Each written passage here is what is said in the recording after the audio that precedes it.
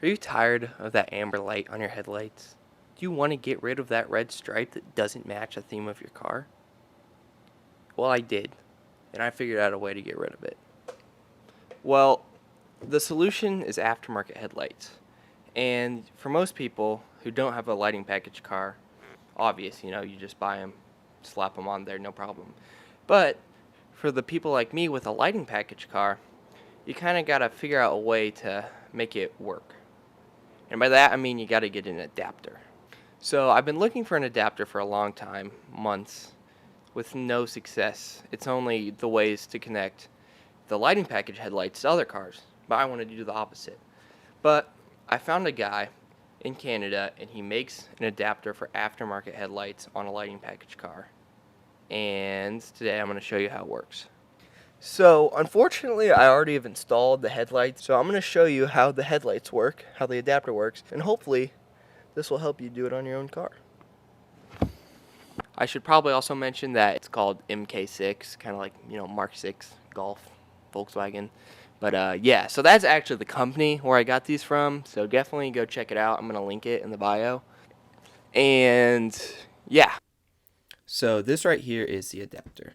Super simple. You don't have to do any fancy wiring. It's just plug and play.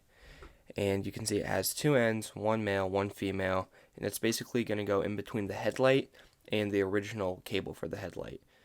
That little connector you see on the side is actually connecting to this little black cube, which I'm pretty sure is a delete for the previous connections that aren't on the new headlight. So right here you can see me installing it. All I'm doing is connecting the correct male and female ends into the headlight and the previous headlight connector, and I'm going to route that little cube off to the side just to make sure it's not moving around. So the next thing I did is I routed this power wire for both of the high beams across the air duct, zip tied it down just to keep it out of the way. Next, you're going to have a little excess, but if you just throw a zip tie on it, kind of tuck it in there, it's not going to be an issue. So finally, you have to tap into the fuse box for the high beam power. The kit already comes with a fuse and a fuse tap. Just remember to put the extra fuse in the bottom slot and the new one in the top. So when you're installing that fuse cover, unfortunately you will have to grind a hole in it so that the fuse tap will fit. Another thing I learned is that this little bolt right here, if you adjust it, it will actually tilt the headlights up or down depending on what you need. Alright guys, let's talk about my headlights. So, first of all, where I got them from eBay, but they're actually VLAN headlights. I'm sure if you've looked up aftermarket headlights for a GTI, you've probably seen them around. Pretty common. There's lots of, they're probably all from the same place in China or wherever they're manufactured, if I had to guess, but I got them from VLAN specifically. And honestly, I like them a lot. I think they're brighter than the stock ones. They work fine. They turn off and on the same. There's no delay. I think the only downside to them is that you're losing the auto leveling feature and you don't have the adaptive front lighting, so when you turn, the headlights aren't going to turn. But for me, I wasn't really worried about that. I never really found myself needing that. It is a little annoying when the car, especially if you have a lowered car, when it's bouncing, you can definitely see the headlights moving a lot, but I mean, it's not really a downside when your car looks this much better, in my opinion. So yeah, that's why I got the headlights. A little bit about them, like them a lot. I would recommend them. I will throw a link to the pair I got. I actually bought headlights and taillights for I think $450 as a combined deal, which is a great deal because on VLAN's website, they're, I think if you buy each individually, it's around $700. Plug and play too, so pretty great. Another thing I like about those headlights is that they're also plug and play. So if you're throwing them on a non-lighting package car, you can just throw them on and they'll work perfectly, which is great for all those people who made a smart decision and saved money in not buying a lighting package car, unlike me. But nevertheless, we found the adapter, we made it work, the car looks good, no codes, so yeah, pretty good. Speaking of no codes, I need to show you guys how to code it. So, I can't show you that right now because I am driving, if you cannot tell. So, I'm gonna have to pull up OBD11 and I'm gonna show you guys how to code in the headlights and how to code out the adaptive front lighting so that you won't get any codes, which is very nice because I already have a check engine light from my downpipe, so no Christmas tree dash for me today. The great thing about these headlights is that they're a lot cheaper than the stock ones, and if you put them on a lighting package car, you can actually sell the lighting package headlights for more than you bought the other ones. I actually made $100 off these new headlights because I sold my old ones for like $700.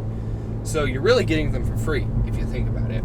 It is a little process to sell things, as we all know, but I put them up on eBay, and within about 2 weeks I sold them. There aren't any OEM models for sale right now. They're all on back order, at least as far as I looked.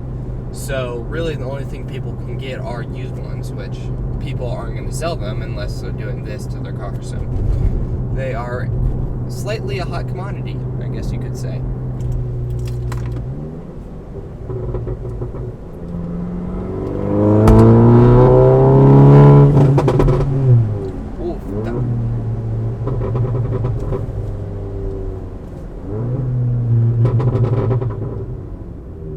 One more of these bad boys for the boys, as you could say.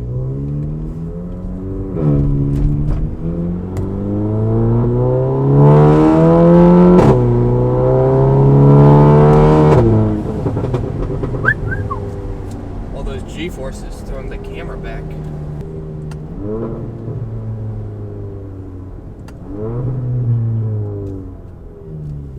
Man, this thing sounds good.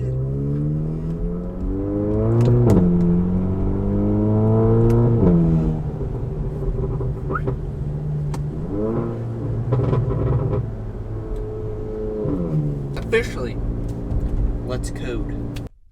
Alright, so now we are in OBD11. First off, you're going to go down to the headlights, number 55.